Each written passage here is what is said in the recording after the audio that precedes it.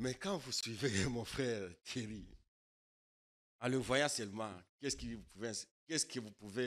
peut vous inspirer de lui? Il n'inspire pas confiance. À part ses lunettes, sa barbe qu'il a rasée et ses cheveux blancs. Lui qui était kabiliste, plus pire, plus dire que Kabila lui-même.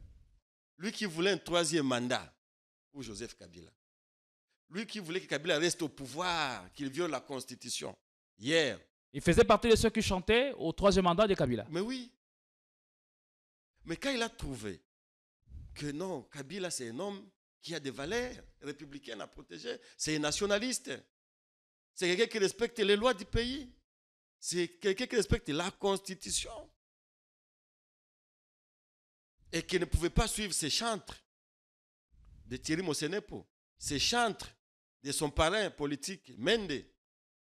Kabila ne pouvait jamais le suivre. Mais qu'y a-t-il de mal dans son communiqué, dans son message? Qu'y a-t-il de mal? Rappeler aux uns aux autres leurs responsabilités. Le mal dans lui, c'est vouloir violer la Constitution. Parce que cette Constitution, elle donne le droit à tout citoyen, notamment Joseph Kabila. Qui est sénateur à vie? C'est un titre honorifique qui lui suffit amplement. Pourquoi il aurait besoin encore de revenir aux affaires? Si quelqu'un a un titre honorifique, okay, et qu'il veut le suspendre, ce n'est pas son droit. Totikala Seteko Ndenali Puta na wax de Maman Moseka Netoko Maka légende na 3.5 4.5 to 5.5 $. Signature Yalibela et Tikali inoubliable avec le wax de Maman Moseka.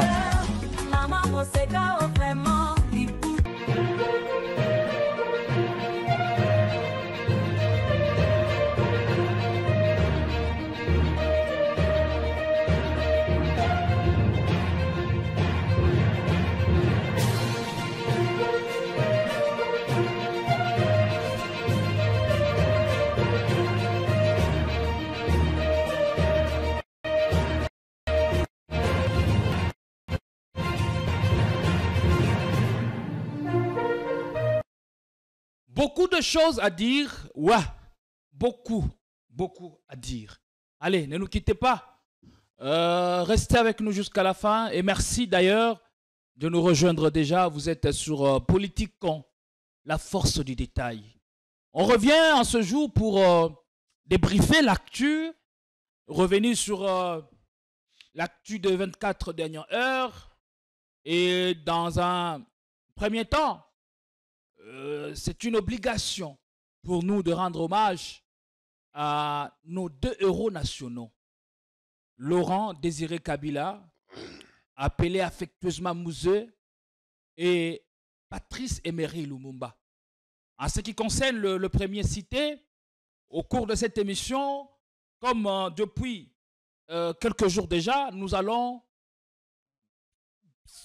braquer le projecteur de l'actualité sur ce soldat du peuple, considéré par les uns comme le héros national et celui qui libéra tout un peuple de la main de fer du léopard Mobutu Sese Seko, et considéré par les autres comme un arriviste porté par des pays voisins pour prendre le pouvoir à Kinshasa. Donc, on évoquera également, on va parler de tout cela, beaucoup de choses que nous allons évoquer, la leçon de l'engagement de Mouzé Laurent Désiré Kabila, justement, et nous faire aussi des analyses prospectives quant à l'avenir politique congolais, quant à tous ces enjeux et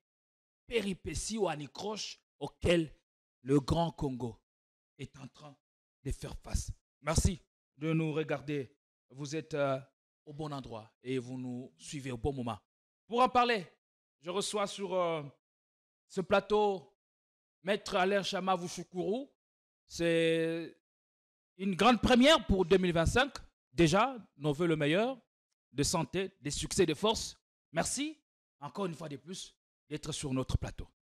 Merci bien, merci pour l'invitation. Pour la toute première, effectivement, en 2025, je vous réciproque les vœux de santé, de résistance, du travail, d'acidité pour vous, pour votre famille, pour vos collaborateurs ici et pour tous les gens qui suivent Politico, RDC, la force d'idée. 2024, comment vous avez résumé cette année, une année qui vous a permis de comprendre beaucoup de choses? Oui, de comprendre la vie dans le sens où une année qui finalement perdue. Je n'ai pas vu un projet d'envergure qui a été réalisé par notre gouvernement en 2024. Les mots de 2023 sont revenus en 2024 et je crains que ces mêmes mots vont se poursuivre en 2025. C'est votre prière. Votre prière devait être Non, mais c'est plus celle la prière, c'est de passer bénir les là. autorités, qu'elles soient aguerries, qu'elles soient animées d'une bonne foi et surtout de la sagesse de Salomon pour guider notre pays vers de meilleurs horizons. Ce serait le vœu de tout Congolais de voir ces autorités changer. Mais quand vous les entendez parler, vous sentez qu'ils sont en train d'endurcir. C'est comme en fait le cœur de Salomon. Disons pas de Salomon, mais Des pharaons. des pharaons. Qui, devant l'évidence, ne s'est pas rendu compte. Alors, il ne faut pas être un roi comme Pharaon. Il ne faut pas être un président comme Pharaon qui était devant l'évidence de Dieu. Et où on lui a amené 10 signes. Enfin, il a endurci son cœur jusqu'à ce qu'il s'est noyé dans le fleuve. Mhm. Ce sont là nos autorités actuelles. Dans le cas Quand on leur dit dans le cas qui est le nôtre, qu'est-ce qui peut en sur quand on le leur cœur dit que cette guerre de ceux qui ici, nous dirigent? cette guerre ici amène la souffrance sur nos populations. Qu'on reprenne une localité. Mais quand on a repris une localité, il y a eu combien de morts? Il y a eu combien de gens qui ont souffert? Il y a eu combien de gens qui se sont déplacés? Quand on reprend, quand on cède, il y a eu combien de morts? La guerre, cette guerre ici ne se passe pas au Rwanda. Cette guerre ici ne se passe pas aux États-Unis. Cette guerre se passe au Congo. Ce sont les Congolais qui meurent chaque jour. À 2000 km de Kinshasa, il faut relever la précision. Maintenant, ma prière, je voudrais que cette guerre se délocalise vers Limé. Elle se délocalise vers le palais de la nation. Vous faites des imprécations Pourquoi? contre le pays? Parce que les gens ne comprennent pas. Comme vous dites, c'est à 2000 km. Peut-être que si elle était à côté, elle aurait pris fin. Mais pas c'est à 2000 km. Parce que c'est loin du Kasaï. Même si Kasaï c'est au Congo. Pourquoi les autorités endurcissent leur cœur pour ne pas nous trouver une solution? Est-ce qu'avons-nous besoin aujourd'hui? Il y a deux verbes maintenant qu'on est en train de conjuguer. Reprendre, repli stratégique. Reprendre, replier. Reprendre, replier. Mais pourquoi? On va en finir où? Aujourd'hui, on prend un territoire ou disons une localité. Demain encore, on aura vu la localité. 24 heures après, on célèbre, on a pris une localité. Le lendemain, après, on reprend. Ngungu était sous les FARDC, aujourd'hui tombe encore sous les rebelles. Massissi était au gouvernement, tombé rebelle, le gouvernement reprend et les rebelles reprennent. Mais c'est G là. Mais c'est ça la guerre.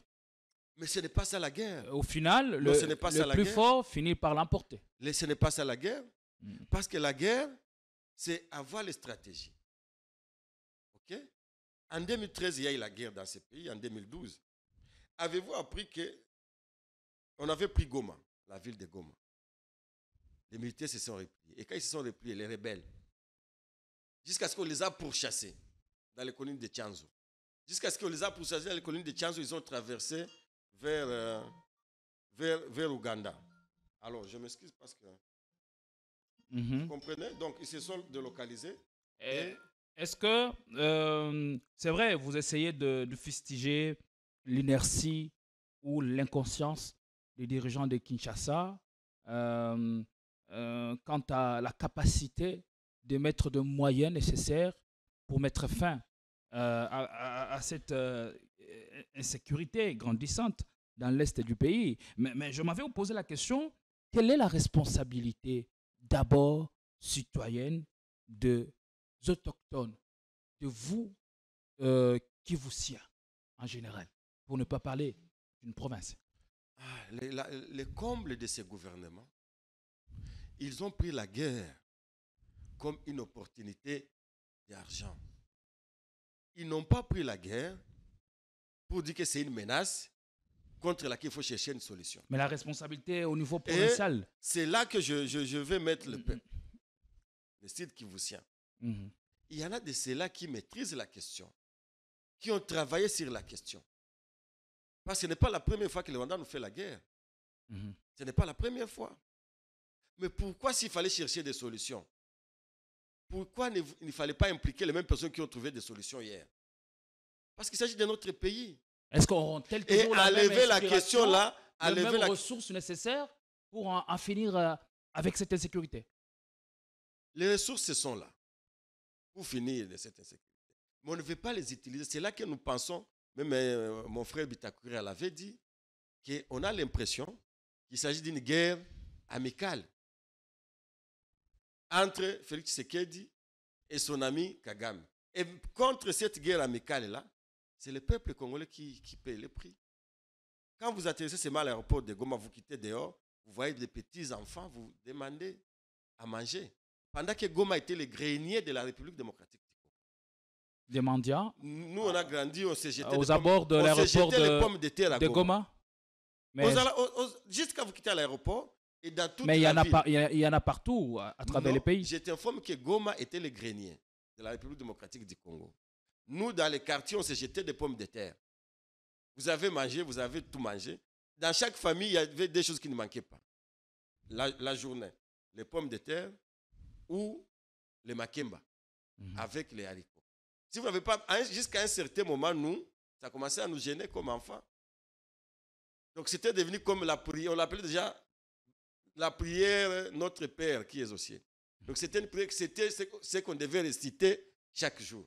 Pendant qu'aujourd'hui, manger les pommes de terre, c'est un luxe. N'est-ce pas?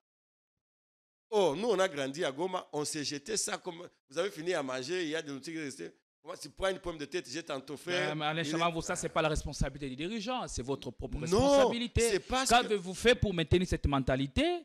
Peut-être les générations passent aussi vite et celles qui sont arrivées n'ont pas cette mentalité. Non, en fait, il y a des acquis que nous avons perdus. Si aujourd'hui, on doit avoir des gens, des enfants qui sont en train de demander la nourriture, comme je le disais, c'est parce qu'ils ont quitté dans leur milieu. Ils s'y sont quittés parce qu'il y a la guerre. La RDC ne produit plus. Là où on cultivait les pommes de terre aujourd'hui, dans tous les Massissi et les Rutshuru, c'est devenu un champ de tir. Est-ce que nous, peuples, avons besoin de ça? Pourquoi on ne nous amène pas la paix? Vous nous dites que non, vous ne voulez pas amener une paix apparente. Mais le peuple a besoin de cette paix apparente si vous n'avez pas amené une paix durable. Parce que, je me rappelle l'un des discours de Joseph Kabila, il disait à Lubumbashi que quand une guerre se termine, il faut déjà réfléchir à préparer une autre. Parce qu'effectivement, qui veut la paix, prépare la guerre. Puisque oui, et c'est vrai, parce que la règle est une... La guerre est une règle, mais la paix est une exception. Et quand on a ça comme culture, on est préparé à tous les assauts. Maintenant, vous pouvez dire qu'est-ce que ce gouvernement est préparé? Est-ce que le président Félix était préparé à nous assurer la paix? Ça, c'est une autre question.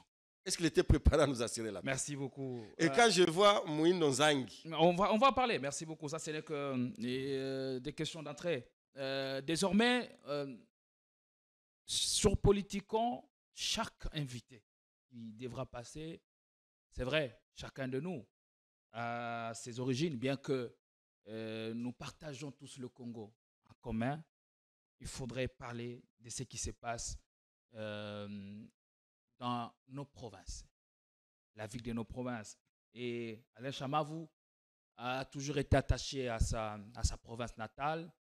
Il la porte dans son cœur, c'est pourquoi il parle avec dévouement, avec beaucoup de ferveur, parce que tout Congolais épris de paix voudrait à ce que les compatriotes qui sont dans des camps de déplacés regagnent leur milieu habituel, leur milieu de vie.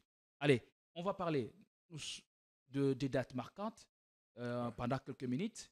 Nous sommes le 16, la date du 16 janvier et celle du 17 janvier.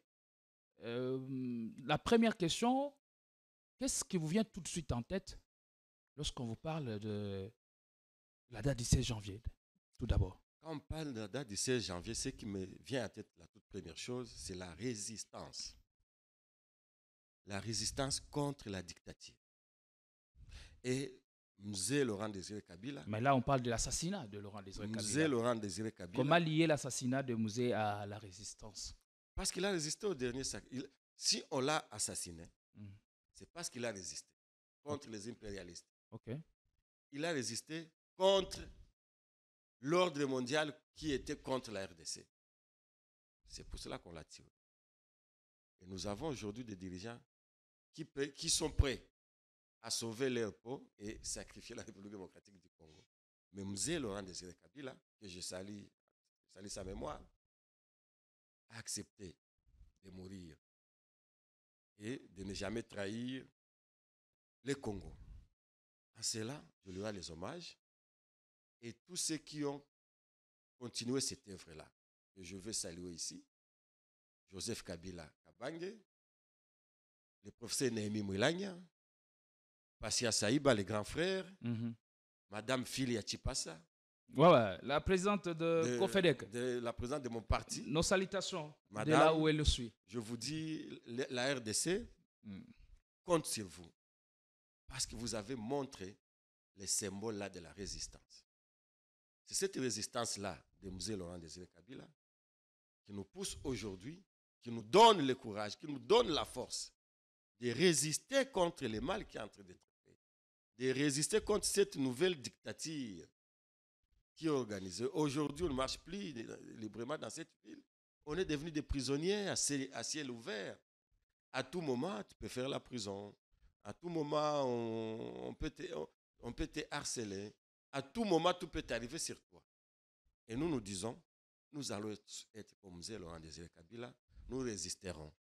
Nous résisterons toujours contre le mal, lorsqu'on parle de la contre résistance, les pillages, contre les vols, contre les détournements des deniers publics, contre la saleté dans la ville, contre la destruction du pays, contre la violation de la Constitution, contre ce qui se vit aujourd'hui, contre le clientélisme, contre le clanisme, contre le colonisme, contre le tribalisme.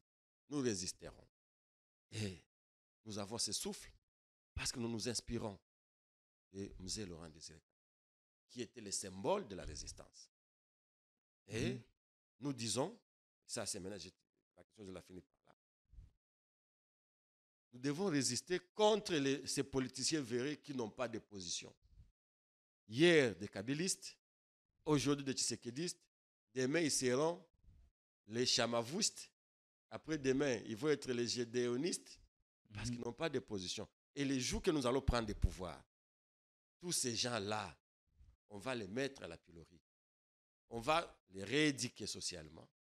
Et leur place ne sera pas dans la cité. Alors, ils seront bannis. Je voudrais que vous soyez un peu plus explicite.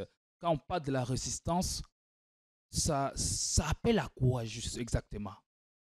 La résistance appelle à conserver les valeurs. Lesquelles? Républicaine. La démocratie. C'est une valeur.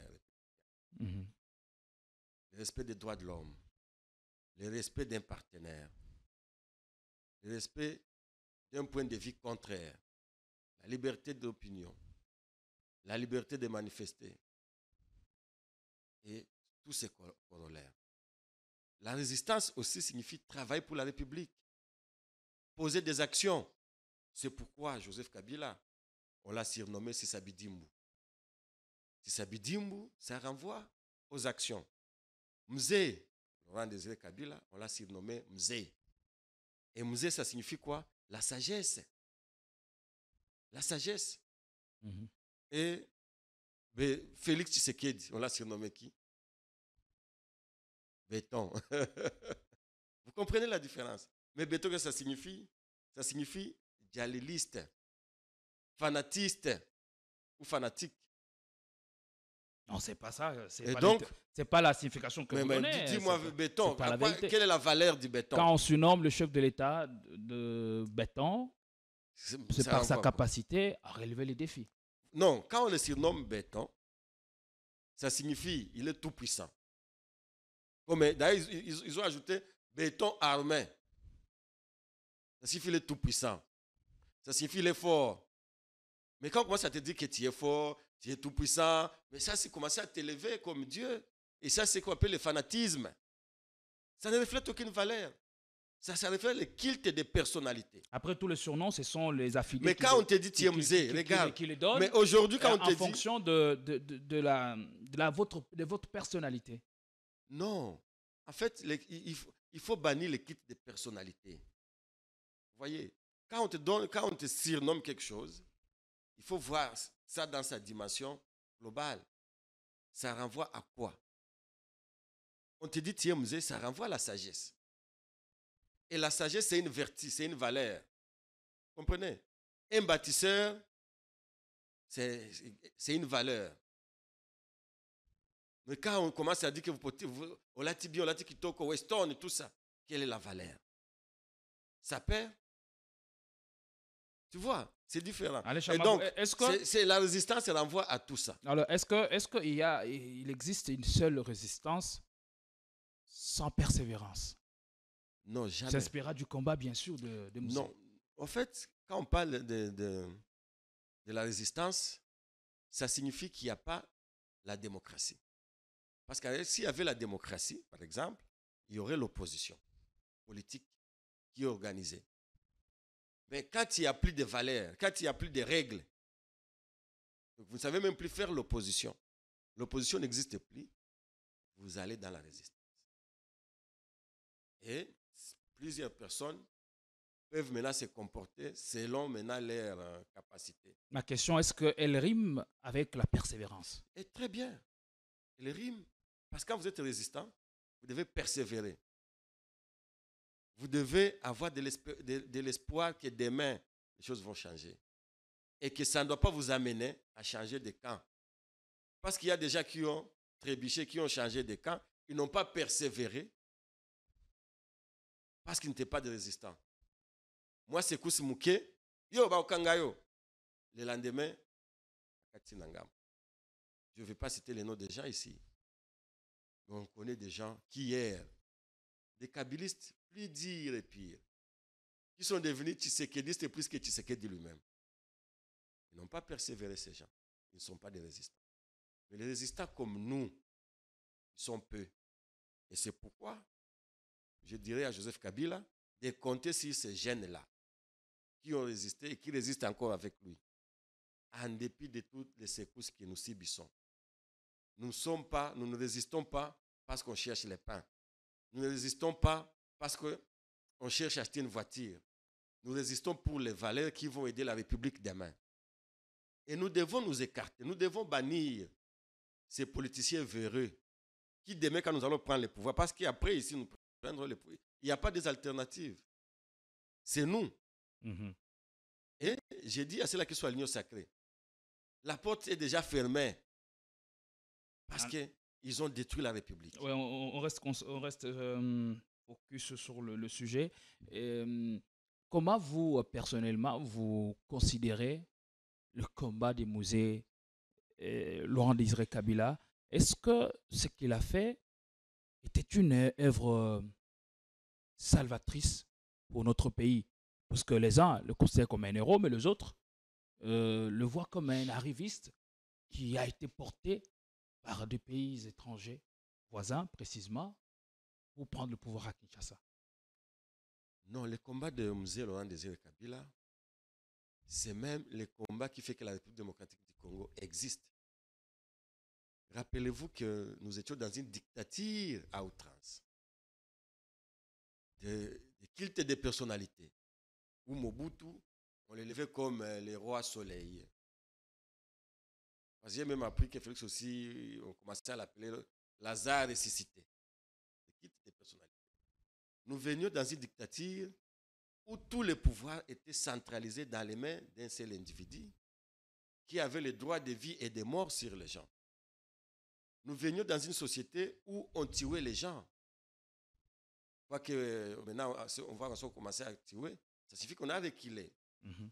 Et nous venions dans une société où c'est la volonté d'un seul individu qui s'appliquait sur tout l'étendue de la République. C'est face à ces mots-là que M. Laurent Désiré Kabila avait résisté jusqu'à faire les maquis. Ça a justifié la prise d'armes ou la prise de pouvoir par les armes? Oui, parce que devant une dictature comme celle de Mobutu, il n'y avait pas de méthode. Il est vrai que moi, je ne peux pas prendre les armes contre la République. Mais il fallait te mettre dans le contexte. C'est comme ça qu'on l'a dit que c'était une révolution. Moi, je l'ai vécu. J'étais jeune garçon de 15 à 16 ans, en 96. Quand Kabila est arrivé au musée, je le vis. Même avant qu'il ne prenne des cités, le peuple avait déjà pris les cités pour Kabila. Il y avait des endroits où le peuple lui-même a libéré avant que Mouzé n'y arrive, où ses troupes n'y arrivent. Ça signifie que tout le monde ils ont trouvé Mouzé comme un libérateur. Les territoires tombaient aussi sans crépitement des balles. Plusieurs. Parce que même les militaires étaient démoralisés. Parce qu'évidemment, Mobutu a géré le pays sur base d'un clan. Il a fait la République un village où si tu n'étais pas à un certain moment quelqu'un de l'Équateur, tu n'avais pas de chapitre, même dans l'armée. Est-ce que les mêmes choses ne sont pas devenues aujourd'hui? J'apprends qu'on a nommé un commandant ou un général au service des renseignements et je vois l'armée écrire que la personne a engagé 3 de ses enfants dans les services des renseignements de toute la République démocratique du Congo. On vous nomme, on vous fait la responsabilité, vous prenez vos enfants qui n'ont pas d'expérience, vous venez collaborer avec eux. Mais est-ce que vous ne vous rendez pas compte que vous exposez et la personne qui vous a nommé, parce qu'il attend le travail de vous, et toute la République? Alors, ce sont les choses-là contre lesquelles Mouzé s'est battu. Mais est-ce que ces choses n'existent plus? Maintenant, là, ils sont revenus. Le combat de Mouzé est toujours d'actualité. Oui, Mouzé est toujours d'actualité. Et parfois, il regrette pourquoi il est mort. S'il est mort pour abolir tout ça, et que 24 ans plus tard, ces choses-là reviennent, là où Mouzé n'est pas à l'aise. Il était à l'aise quand Kabila était là, son fils. Pas parce qu'il était son fils, mais parce qu'il était son pionnier. En fait, Mouzé était un stoïcien, comme moi, comme Joseph Kabila, comme Passia Saïba, comme Néhémie Moulania, comme Madame Filia Chipassa. Stoïciens, c'est-à-dire des gens qui ne prennent pas part au plaisir de la chair, voilà. et qui sont guidés par des valeurs cardinales. Oui, ils savent supporter les chocs. Aujourd'hui, vous ne pouvez pas comprendre comment on a insulté Kabila. Mais il a morti. Comment on a fouillé à l'aéroport quand il voulait aller à Lubumbashi? Ses valises fouillées. Il les gardait. Comment on est venu tenter de les tutoyer, mettre même les doigts dans ses yeux? Il les gardait. Ça, c'est l'esprit d'un stoïcien. Malheureusement, on a pris les pouvoirs qui étaient chez les stoïciens, on les a donnés aux épicuriens. Les carpe diem. Là, vous nous renvoyez dans l'histoire romaine. Les carpe diem. Iras mourir tout est revenu. Prenez, interprétez, ça veut dire... mangeons car demain, nous mourrons. Prenons soin du jour au présent. Donc, ils ne réfléchissent pas le Congo. Et je vis mon ami, un député là qui disait, tiens tout, tozolia, takala, tozolia. Donc, ce sont des gens qui sont les carpe diem, iras mourir tout. Mangeons aujourd'hui, vivons, car demain, nous mourrons. Mais ils oublient que le Congo ne mourra pas. Il y a beaucoup de choses à évoquer avec vous. Nous devons aller les épicuriens, de manière méthodique. Alors, le combat de Mouzé, est-ce qu'il y a un héritier idéologique de ce combat? Parce qu'on remarque, pour qu'il n'y a pas de succès sans successeur. après l'assassinat des Mouzé, c'est Joseph Kabila qui prend le relais et qui arrive. La première des choses qu'on remarque, c'est qu'il va se débarrasser un tout petit peu de tous les compagnons, de tous les muséistes. Qui, par exemple, Est-ce que le combat de Mouzé Kabila aujourd'hui n'est pas mis à dure épreuve ou à mal? en fait, d'abord, Musée a eu des successeurs que nous sommes. Est-ce que vous reflétez la même Que nous idéologie? sommes. Le La même combat philosophique, politique les et mêmes idéologique. combats, les mêmes combats de Lumumba, les mêmes combats de Musée, les mêmes combats de Joseph Kabila. C'est mon combat aujourd'hui. Je voulais expliquer ici à quoi consistaient ces combats. Alors, l'erreur peut-être que nous avons commis, c'est de n'avoir pas fait l'alternance avec un kabiliste. L'erreur que nous avons commise, c'est d'avoir mélangé. C'est pas une erreur, Alain Chamavou. C'est pas vous qui décidez sur le devenir du pays. Ce sont les 100 millions d'habitants qui ont décidé de confier ce pouvoir, le règne du pouvoir à Tshisekedi. On avait ce devoir de refléter ou de réfléchir sur le devenir de la République démocratique. C'est pas une erreur, peut-être vous avez failli. Vous avez failli. Bon, failli peut-être pas, mais nous avons fait une trêve. Parce qu'à un certain moment, si vous êtes une bonne personne, un bon gestionnaire, est-ce que vous devez vous arrêter, vous évaluer. Et là, ça me renvoie à un ouvrage, L'acteur et le système, de Max Weber. À un certain moment, quand vous êtes un acteur, vous ne savez pas évaluer le système dans lequel vous êtes. C'est comme ça que nous avons dit, OK, on quitte le système. On prend le système, on le laisse à d'autres. Nous allons évaluer ce que nous avons fait hier et nous allons tirer les conséquences. Et si je parle de ceux qui vous ont rejoints, est-ce qu'étaient-ils kabylistes? Est-ce qu'ils étaient dans la même logique, même idéologie que vous? Est-ce que ce n'était pas là une manière de mettre en branle l'idéologie kabyliste? C'est peut-être... en fait, on avait une vision globale du pays et nous, on disait on doit travailler avec tout le monde. C'est peut-être un défaut que nous avons fait de vouloir travailler avec les Mobutistes, les Tshisekedistes, je ne sais pas, et tous les autres, toutes les autres tendances. Ça nous a montré effectivement que nous n'avons pas eu, et Kabila l'avait dit, qu'il n'avait pas eu à transformer l'homme congolais. Transformer l'homme congolais, ça signifie celui qui était tshisekédiste, celui qui était je ne sais pas qui, mobutiste, et les ramener dans les valeurs. Alors quand il a choisi de transformer l'homme congolais, est-ce qu'on peut encore parler de l'idéologie qu'il incarne? Oui, donc l'idéologie c'est un mouvement philosophique qui vit d'essence. Non, comprenez mon idée. Ça signifie qu'il savait qu'il y avait des kabylistes, dont lui-même. Et dans sa mission, dans notre mission, c'était de convertir tout le monde. C'est comme un pasteur qui est en train de prêcher. Il peut souhaiter que tout l'auditoire soit converti vers Dieu. C'est ce que nous n'avons pas pu peut-être faire. Et l'erreur, c'est que dans les FCC, par exemple, on a pris les tshisekédistes, on a pris les kabylistes, on a pris les mobutistes, on a pris tout le monde. Et quand Kabila cessé d'être président, tous ces gens-là qui n'étaient pas des kabylistes sont partis. Ils ont tourné tout de suite les dos. Mais évidemment, comme ils vont tourner les dos à Félix, quand ils vont tourner les dos à Félix pour revenir chez nous, nous allons lui demander des comptes. Et si je suis ministre de la Justice, je le mettrai devant la justice pour qu'ils répondent des méfaits qu'ils ont commis contre la République. Et tout ceci arrive. Et ce que nous avons fait hier comme erreur, de mettre tout le monde dans un même panier. Vous prenez les poissons pourris, vous mélangez avec les poissons que vous avez pêchés aujourd'hui, les tomates d'hier et d'aujourd'hui, on met ensemble. Ça, on ne fera plus jamais. Ça, on ne fera plus jamais. Parce que nous avons constaté que le noyau dur du kabyliste ou du kabylisme est resté. Et c'est ce noyau-là qui va développer la République démocratique du Congo demain.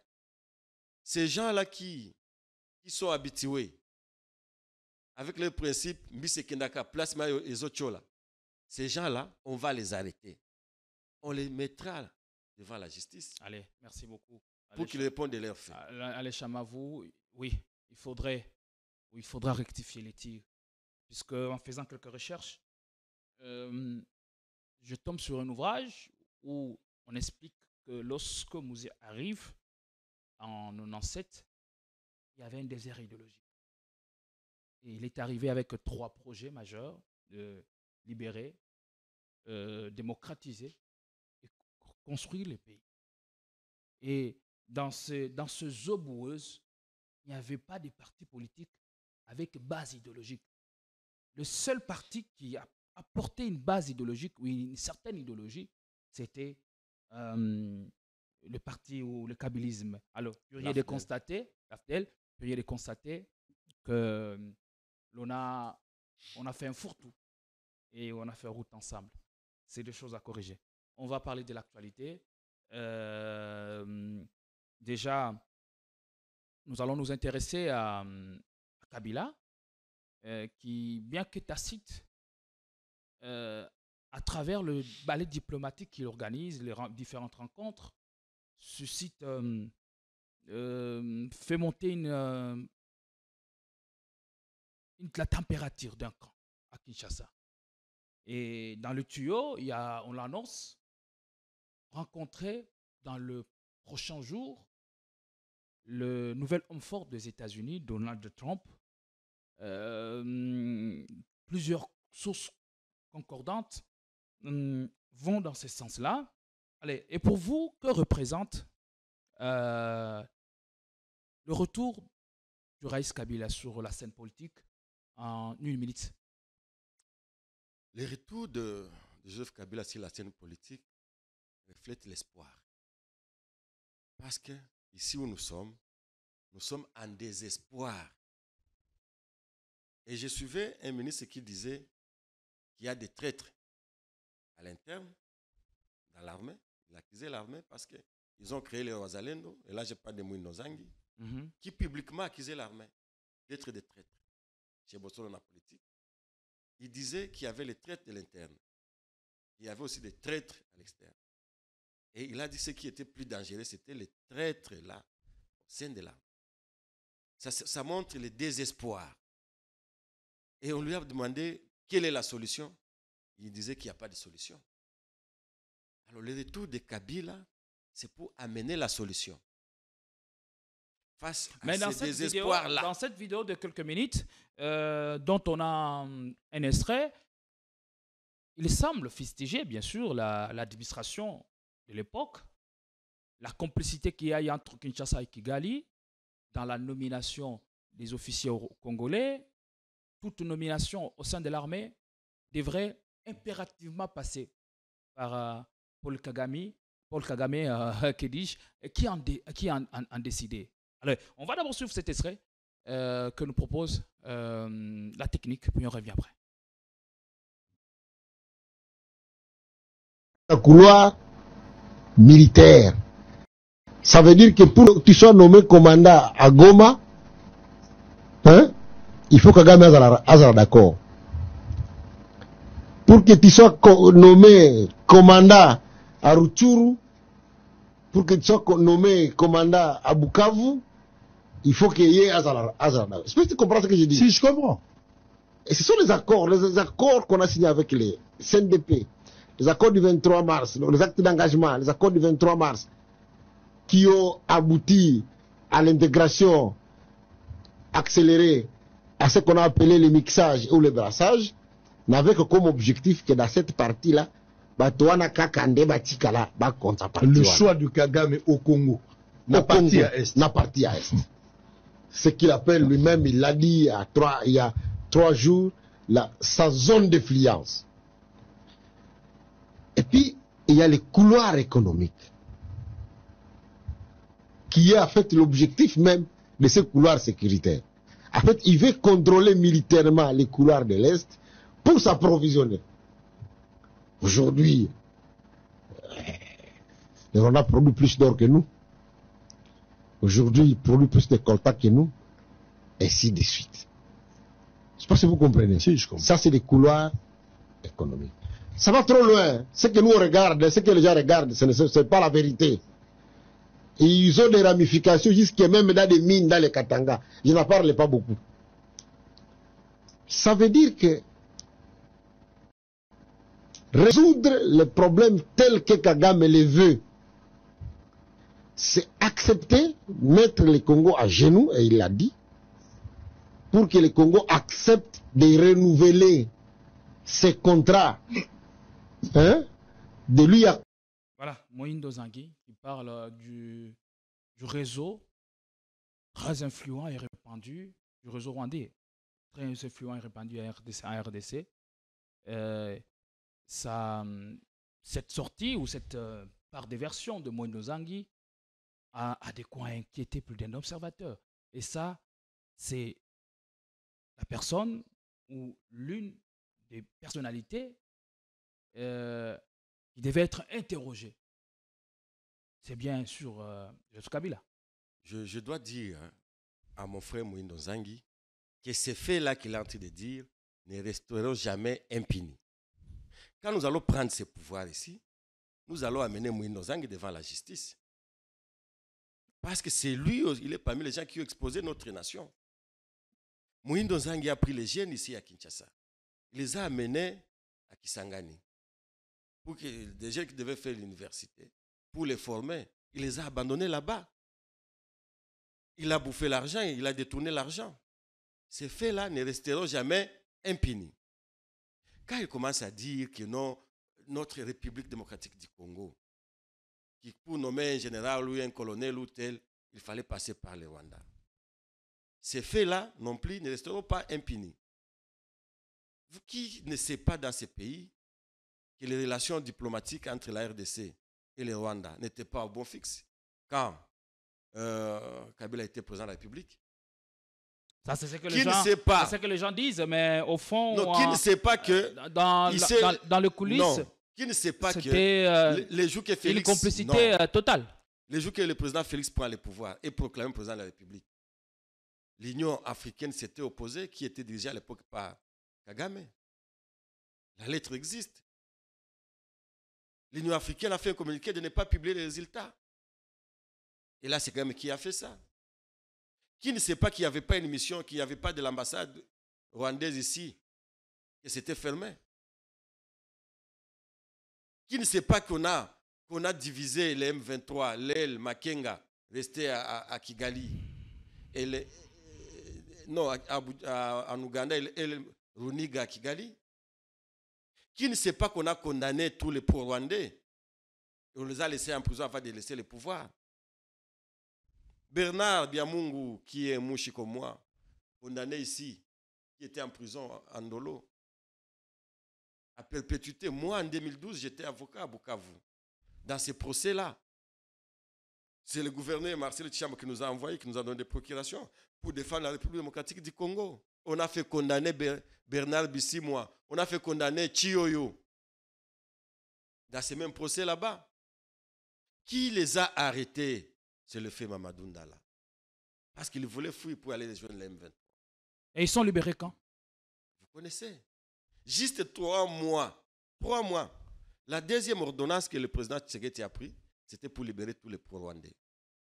Parce que la première ordonnance, c'était pour nommer Vital Kamerhe, son directeur de cabinet. Et la deuxième ordonnance, c'était pour libérer tous les gens qui ont combattu la République hier. En fait, à un certain moment, Félix a confondu les ennemis de la République aux ennemis de Kabila. Alors, Félix a voulu s'entourer des ennemis de Kabila pour fragiliser Joseph Kabila. Il pensait que ces gens-là étaient ennemis à Kabila, pendant qu'ils étaient ennemis à la République.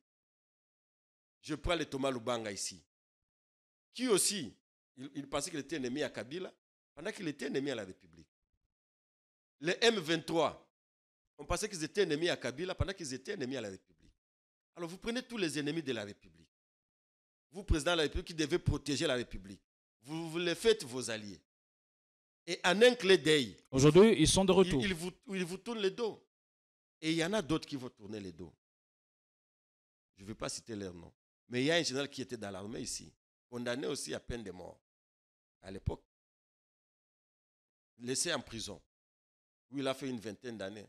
Soupçonné d'avoir, pas soupçonné, condamné pour avoir tué, avoir assassiné l'homme qu'on célèbre aujourd'hui, M. Laurent Désiré Kabila. Mais ce n'est pas ennemi de Joseph Kabila. Est-ce que connaissez-vous leurs véritables revendications? Cet homme-là n'est pas ennemi à Kabila. Cet homme-là est ennemi de la République. Vous le prenez, vous lui donnez qu'il gère toute une grande province comme le Katanga. Maintenant, regarde, aujourd'hui, on est en train de découvrir des corps. Ramasser des corps au Katanga. Ce sont les ennemis de la République.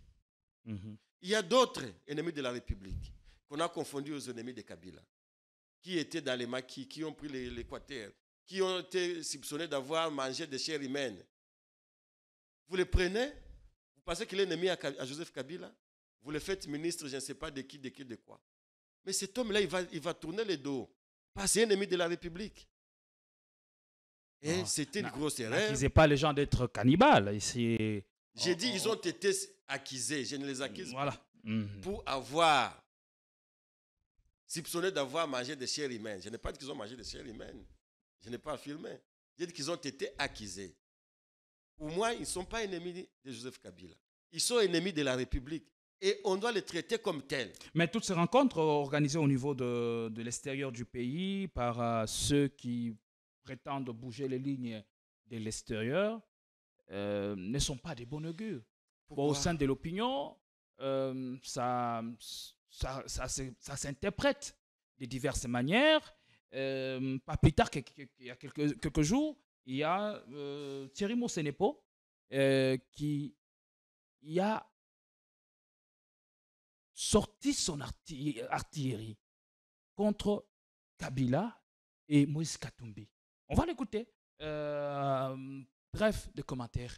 Puis on va prendre l'avis de Maître Alain Chamavou Choukour. Permettez-moi, mesdames et messieurs, de profiter de cette occasion pour m'adresser à nos compatriotes qui se réunissent à l'étranger, dans l'espoir de revenir un jour au pouvoir. À eux, je tiens à rappeler une vérité fondamentale. Comme l'a si bien dit Patrice Emery Lumumba, l'histoire du Congo ne s'écrira jamais à l'étranger. Elle s'écrira ici au Congo, par et pour les Congolais. Je leur demande de cesser de considérer notre pays comme leur bien privé, où ils peuvent être au pouvoir hier, partir et revenir à leur guise pour réclamer ce même pouvoir. 18 ans à la tête d'une nation, c'est un temps plus que suffisant pour agir. Ce n'est pas en ajoutant 18 années de plus que les échecs d'hier deviendront des succès. L'histoire nous enseigne que ceux qui s'accrochent au passé et qui tentent de revenir au présent finissent toujours par être enterrés par l'appel de l'histoire. Le Congo a donné un rôle à chacun. Certains ont été élevés au rang de sénateurs, une fonction honorable et essentielle dans la vie politique de notre nation. Servir le Congo, c'est aussi contribuer activement au Sénat ou dans toute autre fonction législative. Il ne faut jamais confondre la magistrature suprême avec un bien personnel ou un droit éternel. Grâce au FRDC, aux patriotes Ouazalendo et au leadership du président Félix Tshisekedi, nous avons montré que notre pays est capable de résister et de défendre sa souveraineté. Nous invitons la communauté internationale. Voilà, c'est Thierry Mosenepo qui demande à Kabila de ne pas considérer la magistrature suprême avec un bien privé. Mais quand vous suivez mon frère Thierry, en le voyant seulement, qu'est-ce qui peut vous inspirer de lui? Il n'inspire pas confiance? À part ses lunettes, sa barbe qu'il a rasée et ses cheveux blancs. Lui qui était kabiliste, plus pire, plus dire que Kabila lui-même. Lui qui voulait un troisième mandat pour Joseph Kabila. Lui qui voulait que Kabila reste au pouvoir, qu'il viole la Constitution. Hier. Il faisait partie de ceux qui chantaient au troisième mandat de Kabila. Mais oui. Mais quand il a trouvé que non, Kabila c'est un homme qui a des valeurs républicaines à protéger, c'est un nationaliste, c'est quelqu'un qui respecte les lois du pays, c'est quelqu'un qui respecte la Constitution et qui ne pouvait pas suivre ses chantres de Thierry Mosenepo, ses chantres de son parrain politique, Mende. Kabila ne pouvait jamais le suivre. Mais qu'y a-t-il de mal dans son communiqué, dans son valeur. message? Qu'y a-t-il de mal?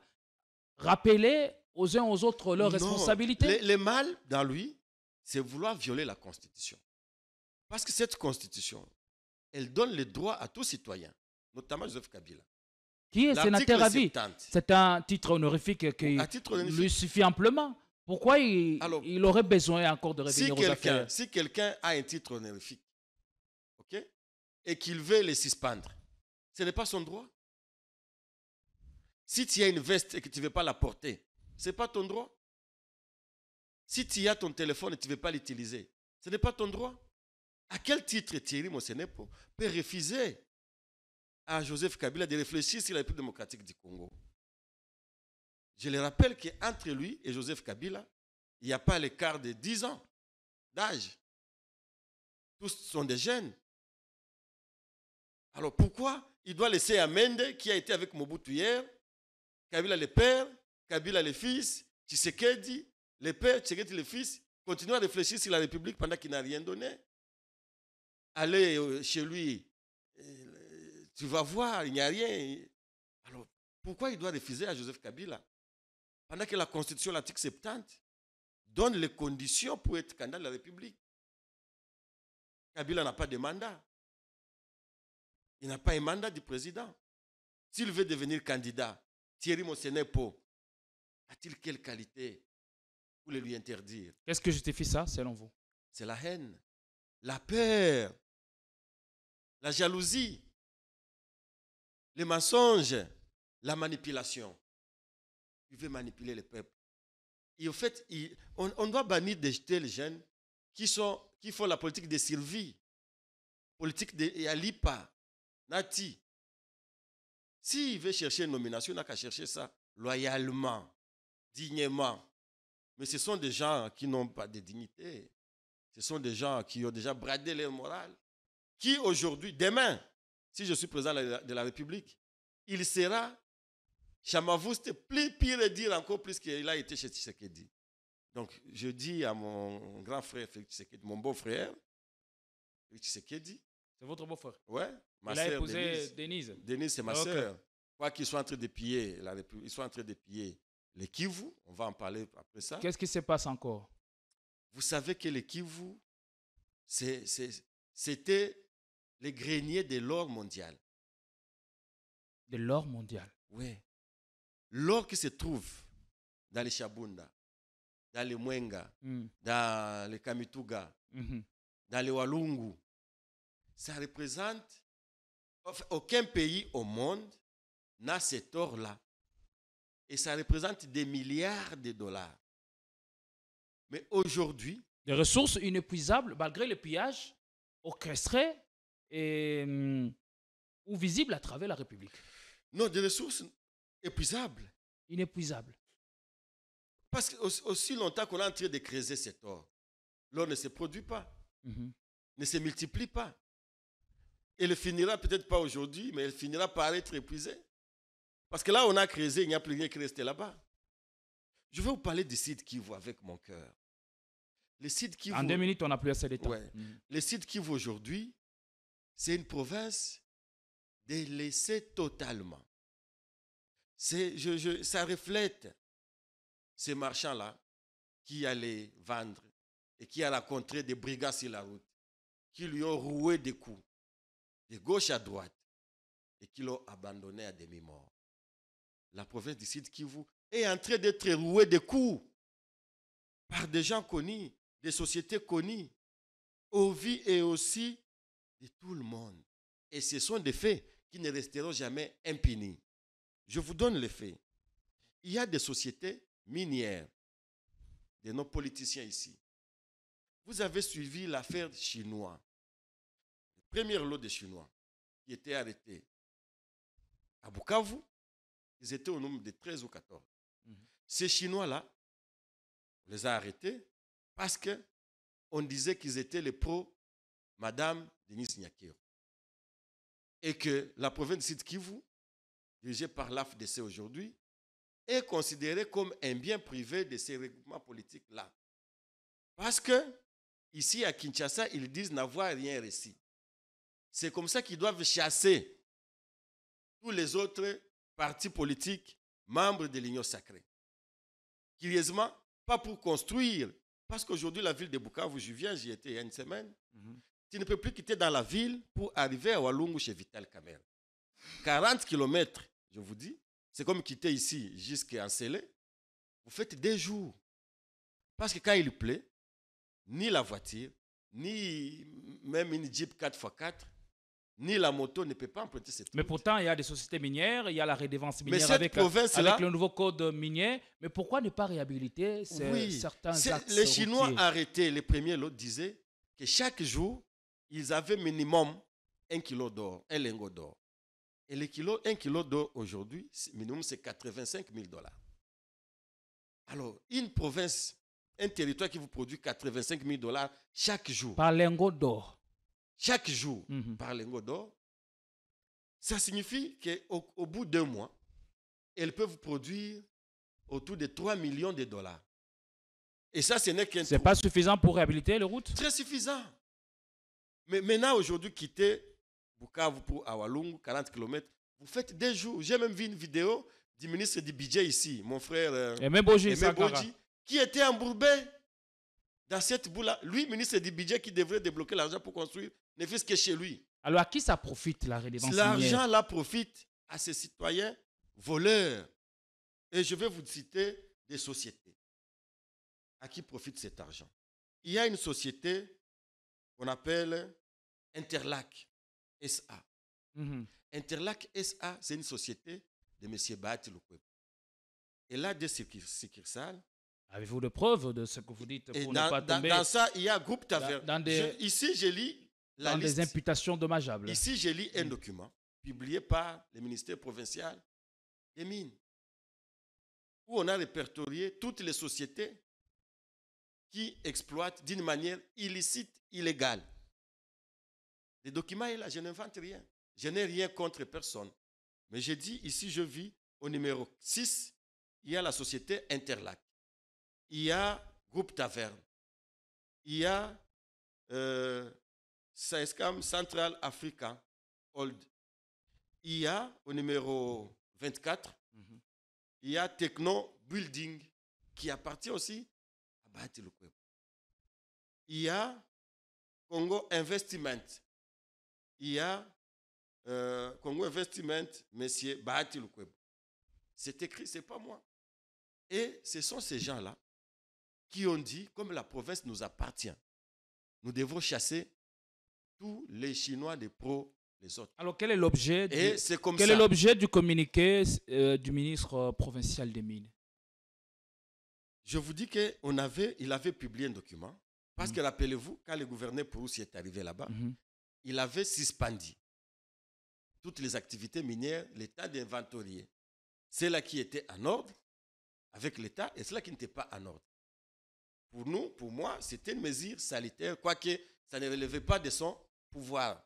Parce que le ministre des Mines, le gouvernement provincial, n'a pas cette compétence-là.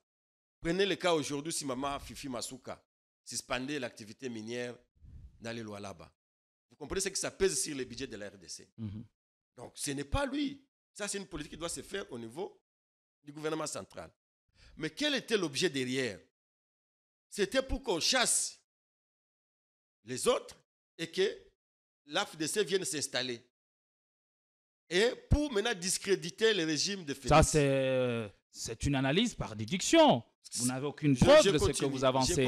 Allez, Chamavou. Parce que les gens qui ont été arrêtés, et là je prends les déclarations de la société civile. J'ai les documents ici. Moi je n'ai rien contre les gens. La société civile dit, les gens qui étaient cités pour les lots des 17 Chinois, il y avait les petits frères à Madame Denise Nyakeru, il y avait Christian Tshisekedi, et il y avait les DG, des DGM, mon frère Kachantale, qui est collé aussi à Maman Denise. Et on a dit que ces Chinois-là, on les a jetés à la pilori pour exposer Madame la première dame.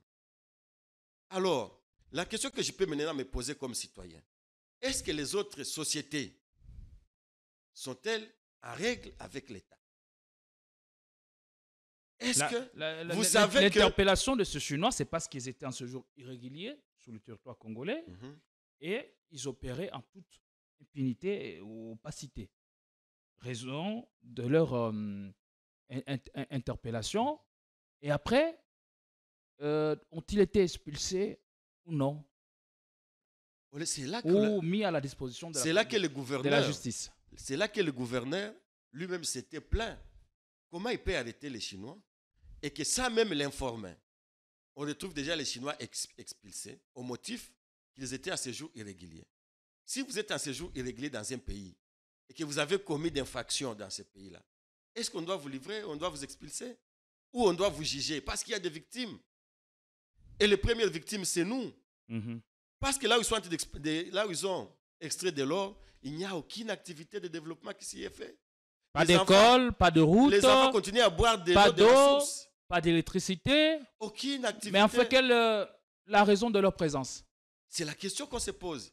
Et pourquoi maintenant la justice ne pouvait pas, ne fût-ce que les juger et rétablir la communauté dans leurs droits? Parce qu'ils ont exposé, ils ont travaillé en toute illégalité et en violation du code minier. Allez, Chamavo, en prenant l'option de traquer et remettre de l'ordre dans les secteurs miniers, particulièrement dans la province du Sud Kivu, voyez-vous dans le chef du gouverneur Jacques Pouroussi la ferme détermination ou volonté de travailler pour l'intérêt de la République, ou c'est juste un règlement des comptes, comme vous l'avez essayé de le dire, en 30 secondes, s'il vous plaît? Je le vois en termes de règlement des comptes. Pire simplement, contre le peuple congolais. Ça signifie qu'il y a des gens qui se battent pour inviter des guerres. Ils ne vont pas prendre pour... Donc, ce n'est pas un travail auquel on va trouver des solutions réelles. Non, les 3 millions de dollars qu'ils ont pris chez les premiers Chinois et les 3 lingots d'or ont disparu. L'argent là que vous avez vu, les 800 000, c'était 2 millions de dollars, ce qu'ils disent les Chinois. Il est devenu 1 200 000, il est devenu 800 000, il est devenu 400 000, jusqu'à disparaître. J'aurais souhaité que cet argent là-bas saisi, construise même, aide quand même la population de Walungu, qui fait 40 km de jour, à faire même une journée pour aller à Walungu. J'aurais souhaité que les gens qui vont à Mwenga, parce que Mwenga, c'est le centre de l'or. 80 km, vous faites une semaine pour y aller. Mais j'aurais souhaité que cet argent-là, et c'est les 12 lingots d'or, parce que 12 lingots d'or, c'est presque 1 million de dollars. J'aurais souhaité que cet argent-là aide quand même juste à rembler la terre ou la route. Mais l'argent a disparu. Ça montre qu'il soit de faire une politique. Porte-toi que je m'y mette. Et pourquoi ce ne sont que des Chinois d'un seul camp qui sont arrêtés, mais les autres Chinois de l'autre camp ne sont pas inquiets? Et si ils sont en séjour irrégulier, alors ce sont des questions, beaucoup d'interrogations. Voilà, donc, pour moi, c'est un règlement, ne fût-ce que des comptes. Nous n'aurons pas de Malheureusement, c'est entre les membres d'une même famille politique. Allez. Donc, les pro-IDPS et les pro-AFDC alliés. On comprend. Contre nous, le Watambola Pipa. Malheureusement, ce sont des choses qui révulsent. Et vous savez, de temps en temps, on aura l'occasion de revenir sur ça. Vous sur savez, des dossiers, bien que sensibles, oui, on prend quand même les risques, le courage de dénoncer un certain nombre de choses. Déjà, Politico avait lancé une série de reportages documentés sur les siphonnages de nos minéraux à travers la République démocratique du Congo. Les minéraux quittent la côte Est pour être vendus dans deux pays. Oui, laisse-moi conclure ce sujet en 30 secondes. D'abord, en félicitant Politico pour s'être lancé sur ce combat-là, très dangereux. Je vous dis que ce combat, et là je rends mémoire, je rends en fait toute ma gratitude, ma reconnaissance à un homme, il est de l'Union sacrée, qui s'est aussi bâti contre ces pillages de nos ressources, qui s'appelle Maître Joseph Kazibaziba. Ouais. Maître Joseph Kazibaziba, il faut le signaler, le souligner. C'est au prix des sacrifices qu'il a accepté de se battre. Et quand je vois mon frère Perrault commencer à l'attaquer, qu'il est dans les Kasaï ou dans les Katanga en train de piller l'État, j'ai dit, mais vous ne connaissez pas cet homme-là? Il a risqué sa vie à Bukavu. Il a même fui sa vie-là à Bukavu. Parce qu'on devait le tuer. Ces gens-là qui sont dans ces circuits mafieux-là ne veulent pas de lui. Que ce soit les Rwandais. Parce que tous ces gens-là... Je me dis, pourquoi nos dirigeants peuvent piller notre pays ils prennent ces torts-là, ils les font traverser par le Rwanda, pendant que le Rwanda nous agresse. Alors, Maître Joseph Kaziba-Ziba a tenté de mettre une barrière là-bas, on l'a pourchassé comme un gibier. Et donc, des gens comme ça, des jeunes comme ça, il faut les encourager. Merci. Moi, je l'encourage, ce n'est pas parce qu'il n'est pas du FCC, mais je vois le travail qu'il fait à l'Union Sacrée. Et j'ai dit, si on avait au moins à l'Union, si le président Félix avait 2 ou 3 personnes comme Maître Joseph Kaziba-Ziba, c'est vrai, il n'est pas politicien, peut-être que au moins le secteur des mines aurait trouvé une solution. Parce que vous savez que notre économie, étant déjà extravertie, nous ne produisons que les matières premières. À part les matières premières, qu'est-ce que nous importons? Nous exportons. On n'exporte pas les beaux, on n'exporte pas la nourriture, tout ce que nous mangeons, nous importons. Merci beaucoup. Alors, sécurisons ces secteurs-là dans lesquels au moins nous produisons. Oui. Déjà, cet état des choses doit nous pousser à réfléchir autrement, comment diversifier l'économie nationale. C'est important. Allez, merci d'être venu. Nous vous retrouvons dans une autre émission avec la même dose de plaisir. Merci de vous être disponibles. Et merci à vous tous aussi qui nous avez regardés. Nous sommes toujours dans la logique de défendre la patrie. Ici, chez Politicon, nous ne sommes pas du côté, nous ne sommes pas neutres, mais nous sommes du côté de la vérité. Nous ne sommes pas au milieu du village. Vous l'avez compris. Bonsoir chez vous. Et prenez soin de vous tout à l'heure.